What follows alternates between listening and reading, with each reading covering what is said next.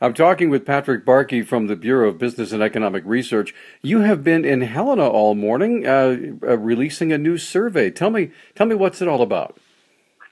It was a very interesting survey. It was actually conducted by the Greater Montana Foundation, and basically it was about how Montanans consume information. In other words, how they receive it, and also how those consumption patterns and preferences for information vary, both by technology, internet, radio, TV, and also by age. And it was quite an interesting project.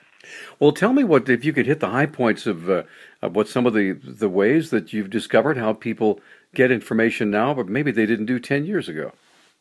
Sure. Well, there's certainly big differences between 10 years ago. There's still some differences between Montana and the rest of the United States.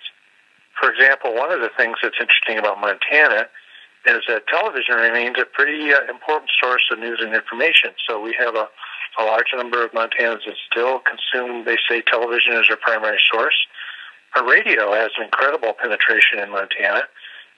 Over 60% of Montanans listen to radio, and then there's quite a large number to listen to more than 1 hour of radio per day. So those are some of the findings that might surprise you. Some of the ones that are less surprising, but nonetheless important, have to do with the huge penetration of internet as a source of news and information, and also how those information sources within the internet are. And those, not surprisingly, are dominated, but not totally, by younger people who are getting information not just from internet per se, but increasingly from mobile and handheld devices. And so what kind of conclusions can we draw from this? Are things rapidly changing now, or do we see more changes on the horizon? Well, both. I think as younger people age, they're going to take their consumption habits with them, and we're going to see their consumption patterns be more dominant than they already are.